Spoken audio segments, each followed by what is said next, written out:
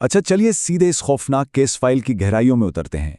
आज के इस तज्जिए में हम एक ऐसी मिस्ट्री को डिकोड करने वाले हैं जहां धोखा है, एक इंतहाई डरावना नदी का साया है और आखिर में एक बिल्कुल शॉक देने वाला डबल ट्विस्ट मौजूद है। ये कोई आम डरावनी कहानी नहीं है, बल्कि इंसानी फितरत, जिंदा रहने की आखिरी हद तक की जद्दोजहद और तारीख सच्चाइयों को समझने का एक बेहतरीन जरिया है। तो शुरू करते हैं। जरा इस मंजर को तसव्वुर करें। एक बेहद दर्दनाक और बिल्कुल खामोश सीन। बिस्तर पर गहरे सदमे में बैठी हुई है सोनिया। उसकी आंखों में आंसू नहीं है, सिर्फ एक खौफनाक खामोशी है। उसका दायां हाथ कोहनी के ऊपर से काट चुका है। एक बिल्कुल आम मुस्कुराती हुई जिंदगी अचानक एक बुरे ख्वाब में बदल चुकी है। लेकिन यहाँ सबसे बड़ा सवाल ये पैदा होता है कि आखिर हालात इस मुकाम तक पहुंचे कैसे। इस सवाल का जवाब वक्त के उस पहिए में छुपा है जो 3 अलग अलग वाकयात को आपस में जोड़ता है। जरा गौर करें। ठीक 17 साल पहले सावित्री नाम की एक औरत का बेदर्दी से खून होता है। फिर कुछ महीने पहले सोनिया के फियांसे गर्वित की उसी नदी में अजीब मौत हो जाती है। और आज सोनिया की ये हालत। ये तीनों कड़ियां आपस में किस तरह जुड़ी हैं, यही इस पूरी तहकीक का सबसे बड़ा और गहरा राज है। तो चलिए सबसे पहले तहकीक का रुख करते हैं और देखते हैं नादे के इन खूनी सुरागों को। यहाँ एक बड़ा अजीब टकराव देखने को मिलता है। एक तरफ डिटेक्टिव आशिमा है जो फील्ड में ठोस सबूत इकट्ठे कर रही हैं, जैसे गीली मिट्टी पर किसी भारी चीज को घसीटने के निशान और पेड़ में फंसा हुआ कपड़े का टुकड़ा। ये चीजें साफ इशारा करती हैं कि वहां कोई फिजिकल शिकारी मौजूद है। लेकिन दूसरी तरफ लोकल गाइड चंदन के दावे बिल्कुल अलग और हैरानकुन हैं। उसका लगातार जोर इस बात पर है कि जंगल में कोई जानवर है ही नहीं, बल्कि सिर्फ पानी में रहने वाली एक रूह, जिसे वहां पनडुब्बी कहा जाता है, ही इन सब मौतों की असली वजह है। एक तरफ लॉजिक है और दूसरी तरफ अंधविश्वास। और देखिए, यही वो तसादुम है जो इस कहानी को एक नया मोड़ देता है। जब सोनिया के घर में अचानक नलके से पानी टपकने लगता है और फिर देखते ही देखते पूरा नल खुद ब खुद पूरी ताकत से शुरू हो जाता है, तो तहकीक का रुख एकदम बदल जाता है। क्या सच में ये किसी जानवर का हमला था, या फिर पानी खुद एक जानलेवा जाल बन चुका है? खौफ और लॉजिक के बीच की दीवार यहां गिरने लगती है और लिटरली पानी जैसे आम उनसुर से एक नया डर शुरू हो जाता है। सही जवाबात ढूंढते हुए हम सीधा पुलिस आर्काइव्स की तरफ चलते हैं और सामने आता है एक 17 साल पुराना राज। ठीक 17 साल। ये कोई आम नंबर नहीं है, बल्कि वो दौर है जब इस गांव में एक ऐसी खौफनाक साजिश को छुपाया गया था जिसने उस शैतानी आफत को जन्म दिया जिसे आज लोग पनडुब्बी के नाम से जानते हैं। माजी में दफन यही राज इन तमाम हाल के वाकयात की असली बुनियाद है। और अब सबसे हैरानकुन बात सुनिए।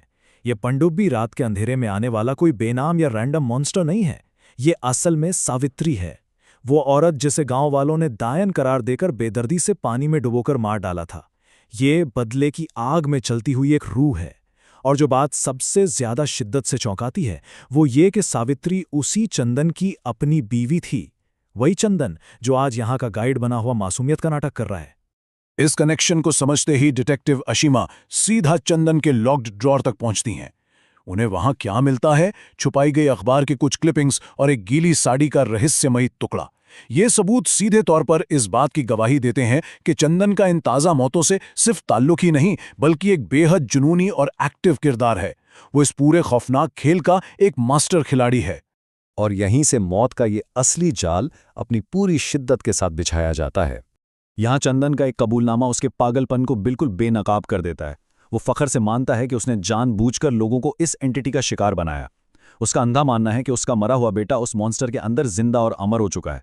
सोचिए, दुख और सदमे ने उसे इस कदर पागल कर दिया है कि वो इंसानों की बलि दे रहा है, सिर्फ इसलिए ताकि उस रूह को खाना खिला सके और अपने बेटे को जिंदा रख सके।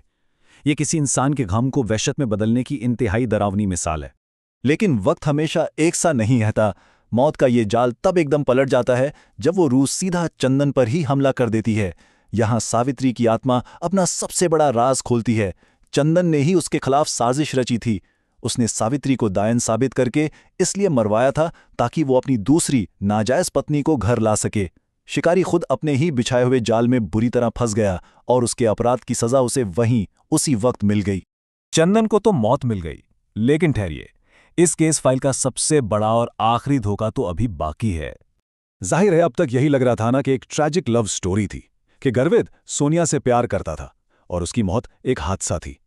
लेकिन काली सच्चाई आपके होश उड़ा देगी। गर्वित कभी आशिक था ही नहीं। वो असल में चंदन का भेजा हुआ एक मोहरा था, जिसे सिर्फ और सिर्फ सोनिया को मारने के लिए भेजा गया था। एक दर्दनाक रोमांस का पूरा इल्यूजन अचानक टूटकर बिखर जाता है और मोहब्बत के पीछे छुपा एक घिनौना धोखा नंगा हो जाता है। इस पूरे चक्रव्यूह को थोड़ा और गहराई से समझिए, क्योंकि यहाँ एक हैरानकुन मैकेनिकल पैराडॉक्स है। गर्वित ने दवाई के बहाने सोनिया के हाथ में एक पैरालाइजिंग वायरस इंजेक्ट किया था। ठीक उसी वक्त पनडुब्बी हमला करती है और उसका वही हाथ काट लेती है। जो चोट एक खौफनाक हादसा लग रही थी, असल में वही एम्प्यूटेशन उसकी जान बचाने की सबसे बड़ी वजह बन गई। अगर एंटिटी वो हाथ ना काटती तो वायरस पूरे जिस्म में फैल जाता और सोनिया की मौत तय थी। जिंदा रहने का ये एक अजीब और इंतहाई पेचीदा उसूल बन गया। और अब आता है इस पूरी कहानी का मास्टर स्ट्रोक। सोनिया कभी भी कोई बेबस शिकार थी ही नहीं। पता है क्यों? उसने ये सारी सच्चाई पहले ही सावित्री की आत्मा से जान ली थी।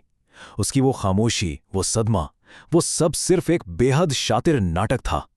उसने एक ऐसी खामोश डील बनाई ताकि वो चंदन को बिल्कुल नादे के पास लाकर सीधा सावित्री के मौत के फंदे में गिरा सके। ये इंतकाम की एक ऐसी कमाल प्लानिंग है जो बताती है कि इंसानी दिमाग किसी भी सुपरनैचुरल ताकत से ज्यादा खतरनाक हो सकता है। आखिरकार सुबह का सूरज अपने साथ इस डरावने सपने का अंत लेकर आता है। डिटेक्टिव आशिमा और सोनिया उस महनूस जगह से एक नई शुरुआत करने के लिए निकल पड़ते हैं। चंदन की मौत के साथ ही पनडुब्बी का ये संगीन केस फाइनली क्लोज होता दिखाई देता है। वो पानी जो कुछ देर पहले तक मौत का जरिया था, अब बिल्कुल पुरसुकून मालूम होता है। लेकिन क्या सच में सब खत्म हो गया? आखिर में पानी की सतह पर वापस उभरते हुए ये बुलबुले एक ऐसी अजीब सी बेचैनी छोड़ जाते हैं जो ये याद दिलाती है कि नदी कभी कुछ नहीं भूलती।